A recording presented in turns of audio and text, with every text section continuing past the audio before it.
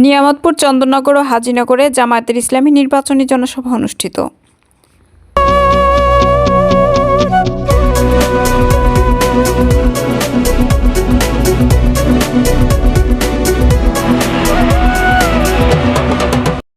আসসালামু আলাইকুম। এটিপি বাংলা সংবাদে সবাইকে স্বাগত জানাচ্ছি। আমি সুমা আহমেদ। নিজস্ব প্রতিবেদক শেখ রুবেল আহমেদের পাঠানো তথ্যচিত্রে দেখুন বিস্তারিত।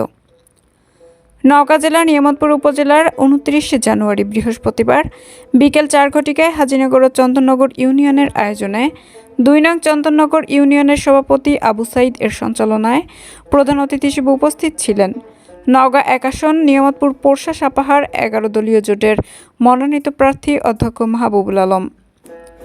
অনুষ্ঠানের শুরুতেই পবিত্র কোরআন থেকে তেলাওয়াত এর মাধ্যমে নির্বাচনী জনসভা অনুষ্ঠিত হয়।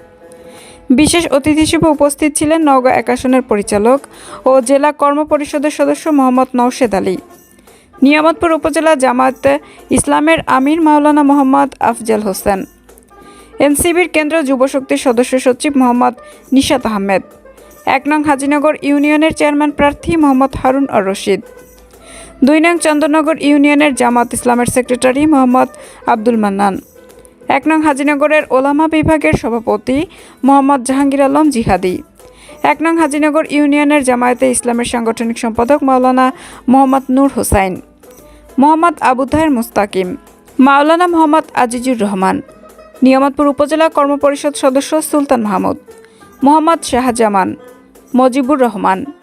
সামনে এমন একটি বাংলাদেশ দেখতে চাই যে বাংলাদেশ হবে কুকুর দখলকারী মুক্ত।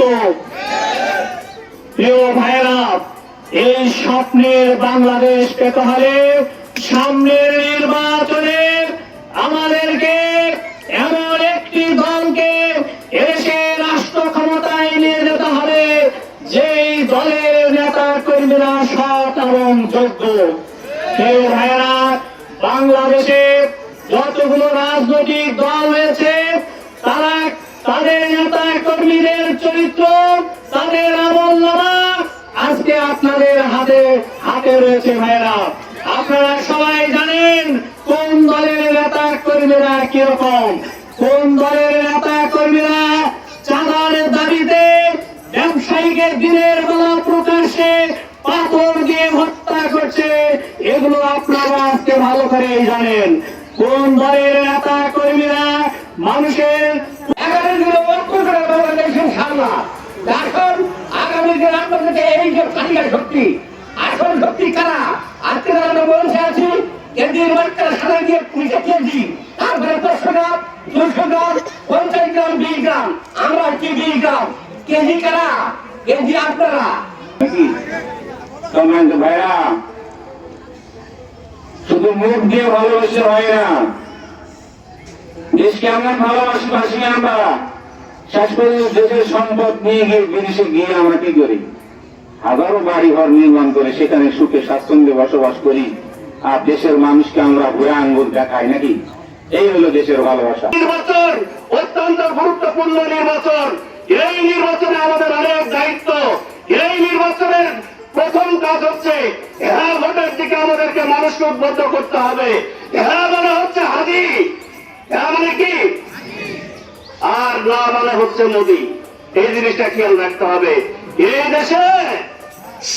এই দেশে জুলুমতন্ত্র চলবে না ইনসাফের আইন চলবে, এইটা নির্ধারণ হবে 12 তারিখে। হ্যাঁ মানে হচ্ছে আমরা আজাদি, আর না মানে কি গোলামি না দালালি। কাজেই আমাদেরকে খেয়াল রাখতে হবে ভাই। একটি দেশে, আমাদের দেশে কিন্তু একটা নতুন মুফতি আসছে ভাই লন্ডন থেকে। এই মুফতি এসে আমাদেরকে যেটা বলছে সেটা হচ্ছে কে মুশরিক আর কে ইমানদার, এটা নির্ধারণ করছে। আপনারা দেখেছেন আজকে যে ব্যক্তিগুলো ইসলামের জন্য জীবন দেয় তাদেরকে বলছে তারা মুশরিক, বলছে এরা জান্নাতের টিকিট দিচ্ছে। আমরা কি কখনো জান্নাতের টিকিট দিয়েছি না জান্নাতের পথ দেখাইছি? ওই দলের নেতা কর্মীরা বলছে যে ধানের শীষে ভোট দিলে জান্নাত পাওয়া যাবে। ইউটিউবে দেখেছেন কিনা? কাজেই এই ব্যক্তি মুনাফিকের দায়িত্ব পালন করছে, তার নিজের দলের খবর নাই, মানুষকে গণমানুষের সংগঠন জামাত ইসলামের নেতা কর্মীদেরকে তারা মুশরিক বলতে চেষ্টা করছে।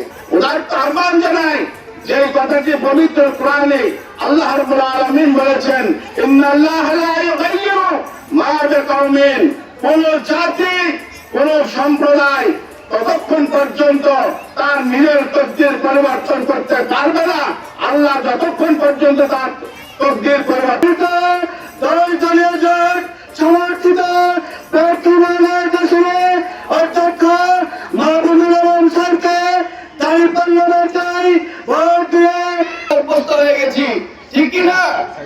আমরা কি আবার সেই অত্যাচার নিপীড়ন জুলুম দেখতে চাই? আমরা কিসের পথে বেছে নিয়েছি? আমরা আজাদির পথে বেছে নিয়েছি। আজাদির মার্কা কি? আজাদির মার্কা কি? আমরা নৌকা একের মার্কা কি? 11 দলীয় জোটের মার্কা কি? সব বেদনা তখনই বৃদ্ধি হয় যখন প্রসারের সময় ঘনিয়ে আসে।